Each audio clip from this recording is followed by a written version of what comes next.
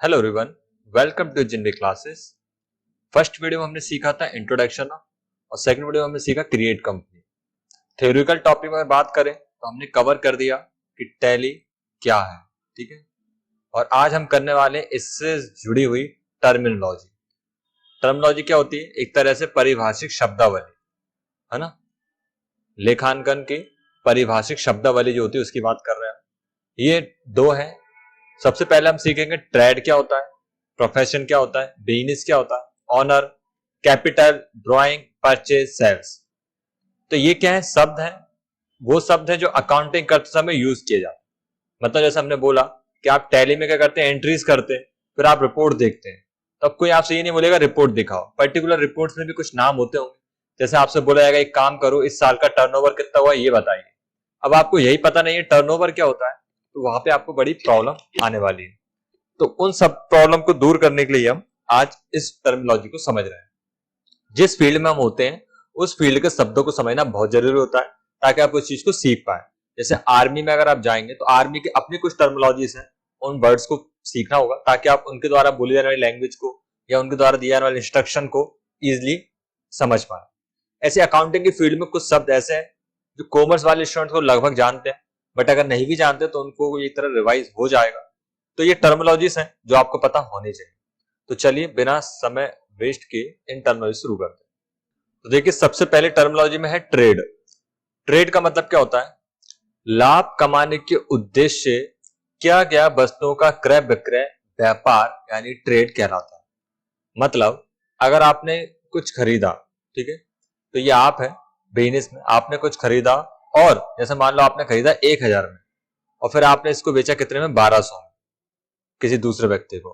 तो जब आपने खरीदा 1000 में, बेचा 1200 में, तो बीच में आपने 200 रुपए का प्रॉफिट लिया, ठीक है। यहाँ पे आपने 200 रुपए का प्रॉफिट लिया, तो 200 रुपए का यही प्रॉफिट यानी टोटल इस ओवरऑल प्रोसेस को हम क्या बोलते हैं? ट्रेड। यानी यहाँ पे व्यापार हुआ। व्यापार कब नहीं होता? व्यापार तब नहीं होता जब हमने 1000 रुपए में खरीदा और 1000 रुपए में बेचा, तो यहाँ पे कोई प्रॉफिट नहीं ऐड किया गया। इसी जगह बोलते हैं हम एनजीओ वर्क, एक तरह समाज सेवा हो गया ये। बट अगर बिजनेस है तो बिजनेस में हमेशा क्या होता है? लाभ कमाने के उद्देश्य से किया गया वस्तु क्रय विक्रय व्यापार कहलाता है। लेकिन अब सवाल आता है क्या व्यापार केवल यहाँ पे खरीदना बिकना ही होता है या वस्तुओं का ही होता है? नहीं, यहाँ पे वस्तुओं की जगह सेवाएं भी हो सकता है, ये भी आप याद रखें। सेवाओं से मेरा मतलब है जैसे मान लो कोई कोचिंग है ना, या कोई सलून है, तो हेयर सलून वाले क्या कर रहे हैं? वहां पे सेम परचेस कर रहे हैं और सेल कर रहे हैं। अब आप बोलेंगे हेयर सलून वाले क्या परचेस करते हैं? तो देखिए वहां पे जब वो सर्विस को सेल करते हैं तो फिर वो सैलरी वगैरह जो होती है वो एक तरह से परचेस में हम काउंट कर सकते हैं। और जो कस्टमर को सेल कर रहा है, एक तरह सर्विस सेल कर रहा है, तो वो एक तरह से परचेस सेल्स का मीन्स क्या हो गया कि जो पैसा आ रहा है, ठीक है, और जो पैसा जा रहा है उसमें जो प्रॉफिट अगर बच रहा है, तो इस तरह की प्रोसेस को हम क्या बोलते हैं? ट्रेड यानी कि व्यापार। तो कुल मिलाकर लाभ कमाने के उद्देश्य से किया गया कोई भी कार्य ट्रेड कहलाता है। किसी भी, जैसे एक एग्जांपल फिर से वही माना है, किसी से 1000 रुपए माल खरीदा और 1200 रुपए में बेचा, तो 200 रुपए का लाभ ट्रेड करना बोला जाए। क्लियर है आपको? तो ट्रेड का मतलब क्या होता है? यहां प्रॉफिट लेके काम किया जाए। दूसरा शब्द है प्रोफेशन। प्रोफेशन मतलब ऐसा कोई वैधानिक कार्य जिसे करने से पूर्व अभ्यास की आवश्यकता हो। मतलब वैधानिक मतलब लीगल काम हो जिसको करने से पहले पूर्व प्रशिक्षण लेना पड़े और फिर उस कार्य से क्या करनी पड़े? आय अर्जित करनी पड़े। यानी एक तो ऐसा कोई काम हो, वैधानिक काम हो, जिसके पहले पूर्व अभ्यास जरूरत हो और इससे आय अर्जित हो। ऐसे कामों को हम क्या बोलते हैं? प्रोफेशन। जैसे मान लो एक डॉक्टर है, तो डॉक्टर का एक प्रोफेशन है। एडवोकेट क्या है? प्रोफेशन। कैसे? डॉक्टर पहले पूरी डॉक्टर की पढ़ाई करेगा, यानी उसका पूर्व अभ्यास करेगा, फिर उस डॉक्टरी को करके वो पैसे कमाएगा, आय अर्जित करेगा। तो डॉक्टर एक प्रोफेशन है। Advocate same. टीचर पहले सीखेगा फिर सिखाएगा, तो एक तरह से प्रोफेशन है उसका वो। इलेक्ट्रीशियन पहले लाइट का काम वो सीखेगा, फिर लाइट का काम करके वो पैसे कमाएगा, तो ये भी क्या है? उसका प्रोफेशन। तो दो शब्द होते हैं, एक होता है प्रोफेशन और एक होता है पैशन। तो पैशन तो आपने सुना होगा, पैशन मतलब हिंदी में हम बोलते हैं इसको शौक। कुछ लोग क्या करते हैं? शौक से काम करते हैं। मतलब जैसे अगर आप क्रिकेट खेल रहे हैं, उदाहरण से समझ रहे हैं हम कि अगर आप क्रिकेट खेल रहे हैं तो क्रिकेट खेलना आपका शौक है, ठीक है, लेकिन आप क्रिकेट खेलकर पैसे कमाते हैं तो वो आपका प्रोफेशन कहलाएगा। विराट कोहली का पैशन नहीं है क्रिकेट, प्रोफेशन है। क्यों? विराट कोहली खेलने के लिए पैसे लेता है, उसका प्रोफेशन है। अगर आप गाने गा रहे हैं तो आपका शौक है, लेकिन अगर आप गाने गाकर पैसे कमाते हैं तो वो आपका प्रोफेशन कहलाएगा। तो उम्मीद आपको समझ में आ गया प्रोफेशन क्या होता है। जिस काम को करके आप पैसे कमाते हैं उस काम को प्रोफेशन बोला जाता है। वो काम आप मन से अगर करते हैं बिना पैसों के तो उसे शौक बोलते हैं, जिसे हम पैशन बोलते हैं। कुछ लोग अपने पैशन को ही प्रोफेशन बना लेते हैं, जो कि आजकल ज्यादा चल रहा है, पैशन से प्रोफेशन। तो यहाँ पे ट्रेड का मतलब हो गया लाभ कमाने के उद्देश्य से किया गया खरीदी बिक्री, और प्रोफेशन मतलब क्या होगा, वो काम जिस काम को करके पैसे कमाए जाते हैं। ठीक है, अगला जो शब्द है वो है बिजनेस। देखिए बिजनेस एक व्यापक शब्द है, इसमें ट्रेड और प्रोफेशन दोनों आते हैं। कैसे? मैं आपसे एक क्वेश्चन करता हूं, जैसे मान लो आज के आसपास एक किराना स्टोर होगी, ठीक है, उस किराना स्टोर को आप क्या बोलेंगे, वो बिजनेस है या नहीं? ठीक है, तो आपका कुछ का आंसर यस होगा, कुछ का नो। जिनका यस होगा तो उनका कहना होगा कि जॉब तो वो कर नहीं रहा, और दो ही चीजें होती हैं, या तो कोई जॉब करता है या कोई बिजनेस करता है।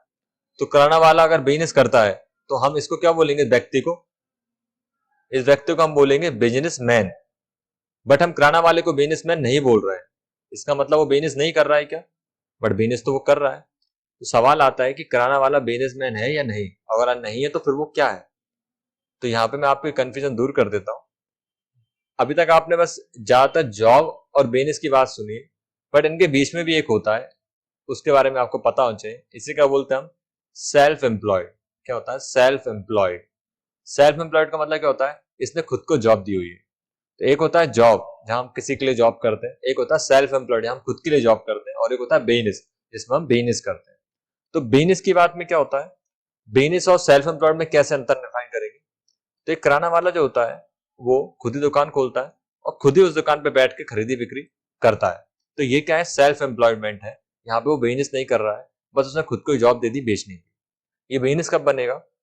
ये बिजनेस तब बनेगा जब एक किराना स्टोर वो खोलेगा, खुद हटेगा और एक प्रोफेशनल को यहाँ पे बिठाएगा जिसने पहले से बेचने की ट्रेनिंग ले रखी है।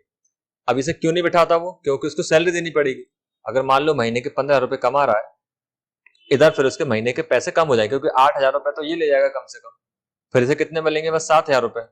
तो ऑनर क्या कर रहा है? 15,000 प्रॉफिट के चक्कर में अपने 8,000 रुपए नहीं दे रहा है, जबकि अगर वो देता तो उसे बस 7,000 ही मिलते। तो इस तरह से उसका लॉस दिखता ना उसे, इसलिए वो यहाँ पे एक बंदे को नहीं रख रहा। लेकिन भाई दूसरी तरफ से अगर देखें, एक बिजनेसमैन जब इस चीज को देखेगा तो वो इस तरह से देखेगा कि किराना स्टोर है, उसने एक व्यक्ति को बिठाया। अब चूंकि मालिक भी कुछ एक्स्ट्रा काम तो कर नहीं रहा है, दुकान पे कस्टमर आता है उसे सामान उठा के देना ही तो है, यही काम वो बंदा करेगा, अपनी ऑल सेल्स टैक्सेस लगा के वो सामान को और भी ज्यादा बेहतर तरीके से बेच पाएगा। तो हो सकता है इसे 15,000 का प्रॉफिट हो रहा है, 20,000 में पहुंचा दे। लेकिन हम एग्जाम्पल मान लेते 15,000 ही उसका प्रॉफिट हो रहा है, तो 8,000 रुपए तो वो सैलरी ले जाता है अपनी, 7,000 रुपए ऑनर को बचते हैं। लेकिन अब ऑनर फ्री है, तो इसका मतलब ऑनर एक और जगह पे एक और किराना स्टोर खोल सकता है, और यहाँ पे भी एक प्रोफेशनल को बिठा सकता है, और इससे भी महीने के 7,000 रुपए ले सकता है। तो 8,000 रुपए इसको सैलरी, 8,000 इसकी सैलरी, और 7,000 इसको मिल जाए। अब आप ध्यान से देखेंगे तो ऑनर अभी भी फ्री है, तो ऑनर एक और दुकान स्टार्ट कर सकता है। तो इस तरह से ऑनर अपने बिजनेस को बड़ा कर रहा है, तब हम इस कंडीशन में उसको बिजनेसमैन बोलेंगे। और ऐसा ही होता है, चाहे अंबानी को देख लीजिए, चाहे आप किसी भी ग्रुप के किसी भी बड़े बिजनेसमैन को देख लीजिए, वो इस तरह से काम करते हैं। वो सबसे पहले एक बिजनेस स्टार्ट करते हैं, उसमें रिस्पॉन्सिबल लोगों को ऐड करते हैं, यानी प्रोफेशनल्स को ऐड करते हैं, और फिर प्रोफेशनल की मदद से पैसे अर्न करते हैं। ठीक है, चाहे आपने आसपास पेट्रोल पंप देखे छोटा छोटा, या फिर आप बैंक देखे, तो बैंक के अंदर भी एक मैनेजर होता है, बाकी के सब एम्प्लॉयज होते हैं। कुल मिला के सारे एम्प्लॉय ही हैं, बट अलग अलग पोस्ट पे हैं। फाइनली सभी लोग काम करते हैं, जिसके बदले में सबको सैलरी मिलती है, और ओवरऑल पूरे बिजनेस का कुछ प्रतिशत का लाभ ऑनर को मिल जाता है। और उस ऑनर का एक और बैंक चल रहा होता है, वहां से भी कुछ प्रॉफिट आता है, एक और बैंक चलेगा उससे भी कुछ प्रॉफिट आएगा। फाइनली ऑनर के पास एक अच्छा खासा अमाउंट जमा हो जाता है, जिसमें उसका कॉस्ट कुछ नहीं लग रहा है, क्योंकि सारा पैसा एम्प्लॉयज के द्वारा काम करके आ रहा है। और जबकि वो खुद ही अगर उस बिजनेस को चलाता तो वो बिजनेस उतना बड़ा नहीं बन पाता जितना बन गया है। तो यहाँ पे हम समझ गए ट्रेड का मतलब, बिजनेस का मतलब क्या होता है, जहाँ ट्रेड और प्रोफेशन दोनों, मतलब ऐसे कोई जगह जहाँ पे प्रोफेशनल्स हो और खरीदी बिक्री भी हो रही हो, ऐसी जगहों को हम बिजनेस बोलते हैं। कोई शोरूम आप देखेंगे तो वहां पे गाड़ियां बिक रही हैं, ठीक है, तो वो क्या है, ट्रेड हो रहा है एक तरह से, क्योंकि प्रॉफिट में बेच रहा है। दूसरा वहां पे सेल्स एग्जीक्यूटिव है, एचआर है, मैनेजर्स है, सिक्योरिटी है, तो ये सब क्या है, प्रोफेशनल्स है, इनका अपना काम कर रहे हैं। तो प्रोफेशनल्स भी हैं, खरीदी बिक्री भी हो रही है, तो इसको हम बिजनेस बोलेंगे। वहीं अगर मान लो कोई आसपास 10वीं क्लास की कोचिंग पढ़ाता है, तो उसने अपने रेंट पे जगह ली, सिटिंग अरेंजमेंट किया 40-50 बच्चों का, और वो खुद आके इसको पढ़ा रहा है, तो अब ये बिजनेस नहीं है, क्योंकि यहाँ पे वो सेल्फ एम्प्लॉयड है। लेकिन अगर वो खुद ना आए और एक टीचर को हायर कर ले, ठीक है, फिर एक और जगह कोचिंग खोल दे, उसमें भी खुद ना आए, टीचर को हायर कर दे, तो इस तरह से कोचिंग का बिजनेस बन जाएगा। ठीक है, तो आप समझ में आ गए बिजनेस क्या है, बड़ा शब्द है, व्यापक शब्द है, जिसमें ट्रेड और प्रोफेशन दोनों आते हैं। यानी किस जगह खरीदी बिक्री के साथ साथ प्रोफेशनल लोग भी काम करते हो, ऐसे बिजनेस कहलाता है। ठीक है, अगला शब्द जो है वह है ऑनर। मालिक, ऑनर वह होता है जो बिजनेस में पैसा लगाता है। जैसे मान लीजिए अभी आप जिस मोबाइल पे या जिस लैपटॉप या कंप्यूटर पे वीडियो देख रहे हैं, तो वो जो डिवाइस है वो अगर आपका होगा तो 100% आपने पैसा लगाया होगा, और यदि आपने पैसा नहीं लगाया तो हो सकता है आपके ब्रदर या आपके पेरेंट ने उस चीज के लिए पैसा खर्च किया होगा। ठीक है, तो इसका मतलब आप केवल उसको यूज कर रहे हैं अभी, लेकिन वो आपका नहीं है। लेकिन इसका ये मतलब नहीं कि जो यूज करता है मालिक वो होता है, नहीं। जी हाँ, इसके पास चीज होती है मालिक वो होता है, नहीं।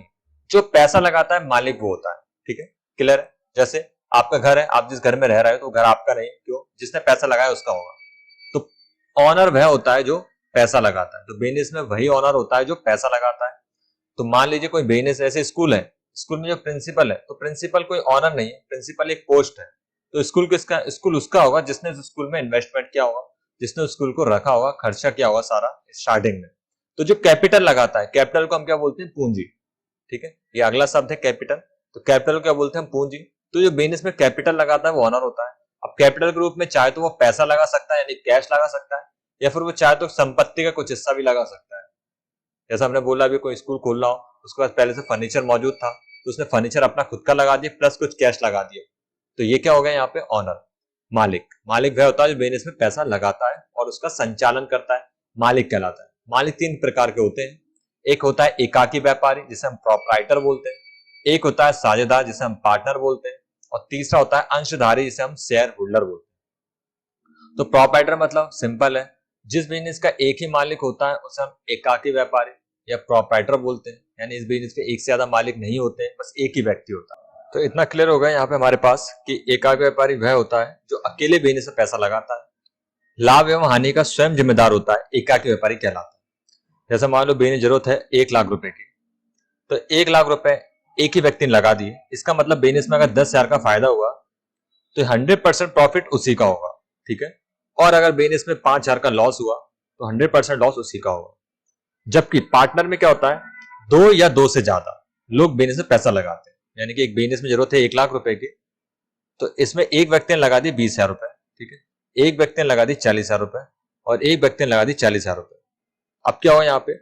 ये 3 पार्टनर हो गए यहाँ पे, जिसमें से ये जो है 20% का मालिक है और ये बाकी के 40-40% के मालिक है। ठीक है, 40-40% के मालिक है। इसका मतलब बिजनेस में अगर 10,000 का फायदा हुआ तो 10,000 का 40%, ठीक है, यानी कि 4,000 रुपए एक व्यक्ति के पास जाएगा, दूसरे 4,000 दूसरे व्यक्ति के पास जाएगा और 2,000 रुपए जाएगा तीसरे व्यक्ति के पास।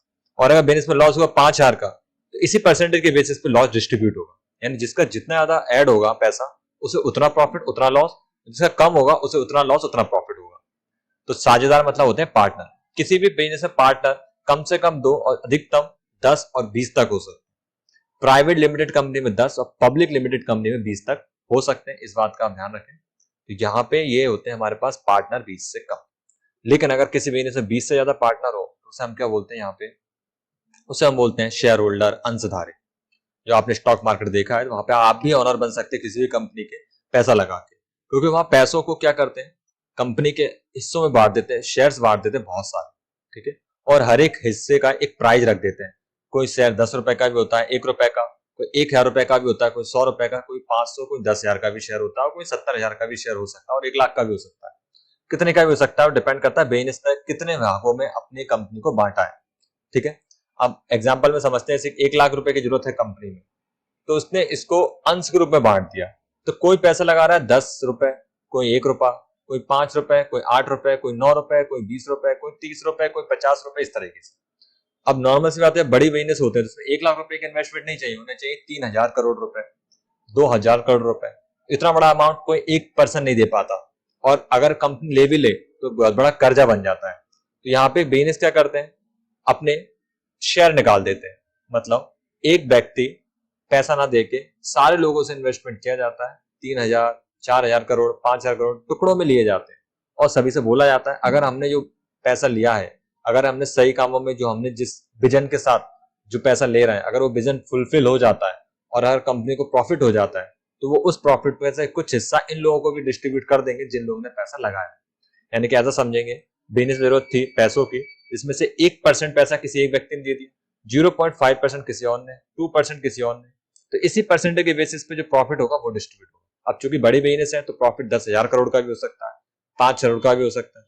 उस हिसाब से अगर देखें 0.5% का प्रॉफिट बहुत ज्यादा बन जाए। तो यह ऑनर के बारे में। ऑनर 3 तरह के होते हैं। अगला हम समझते हैं यहाँ पे, इसे हम बोलते हैं ड्राइंग। ड्राइंग का मतलब होता है आहरण करना।